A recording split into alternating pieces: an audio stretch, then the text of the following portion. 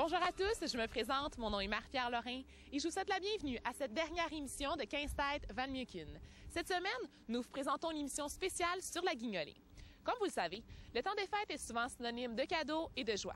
Malheureusement, ce n'est pas tout le monde qui possède les moyens pour profiter pleinement de la période de Noël. Voilà donc pourquoi il est important de faire preuve de générosité et de donner à la guignolée. C'est un geste simple qui vaut beaucoup pour les familles dans le besoin.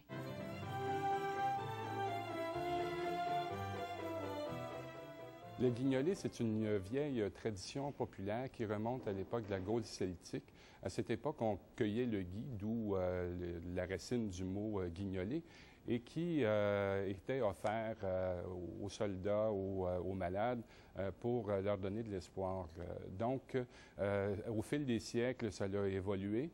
Ça a été transposé ici en Nouvelle-France par les colons français qui sont venus s'établir. Et c'est devenu, à cette époque-là, une forme d'entraide qui était pratiquée par les gens des campagnes, donc dans les rangs. On ramassait des victuailles pour les personnes nécessiteuses de l'entourage.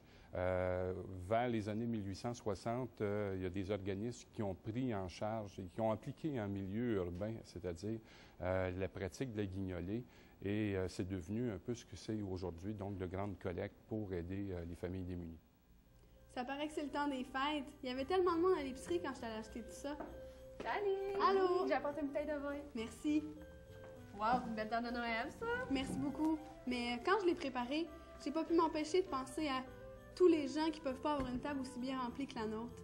Mais j'ai appris qu'il y avait un organisme qui s'appelle les Artisans de la Paix qui, eux, organisent des collectes de denrées pour faire des paniers de Noël.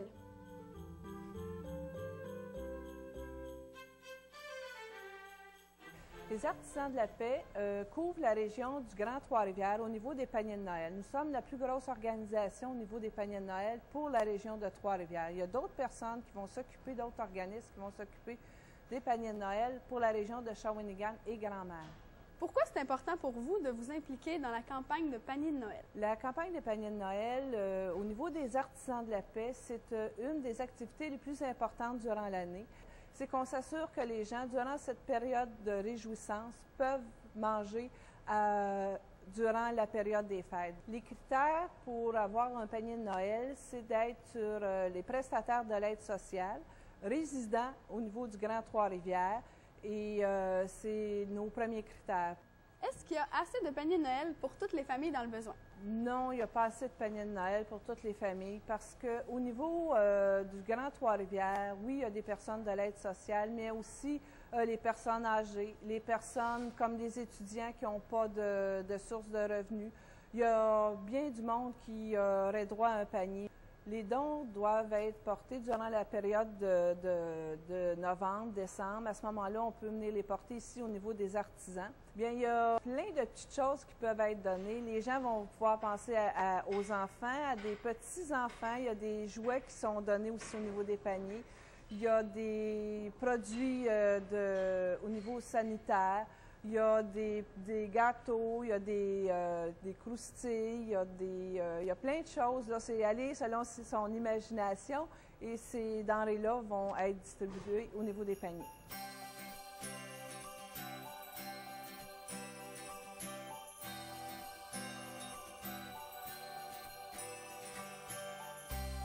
L'année passée, j'ai acheté pour 45 000 $ pour mettre dans les paniers de Noël.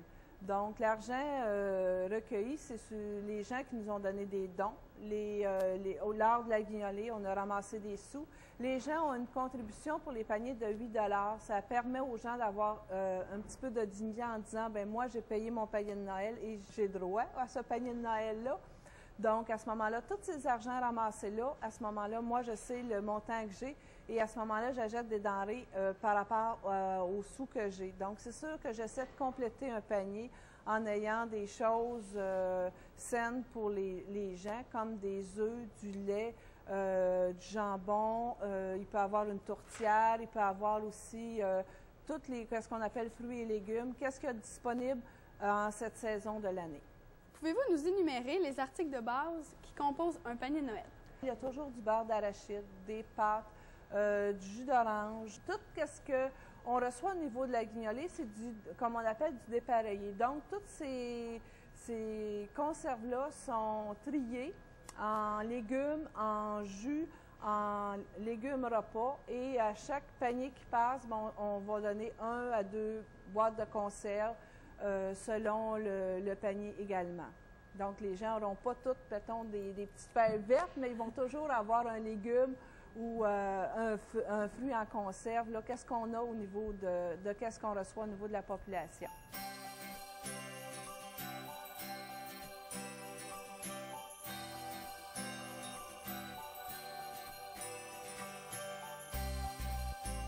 L'année passée, nous avons distribué 1545 paniers pour la région du Grand Trois-Rivières.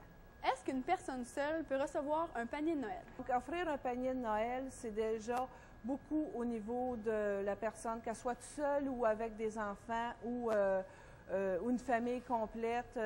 L'argent va surtout pour le loyer, l'électricité, le chauffage. Donc, à ce moment-là, il ne reste plus d'argent pour se nourrir. Donc, c'est un grand bien pour eux autres d'avoir un panier à Noël. Noël devrait être pour tout le monde synonyme de joie, de partage et d'abondance. Alors, lorsque vous ferez votre épicerie, pensez aux plus démunis. C'était Geneviève Martin, Marilyn Préfontaine et Sophie Lavallée pour 15 Têtes Valmucken.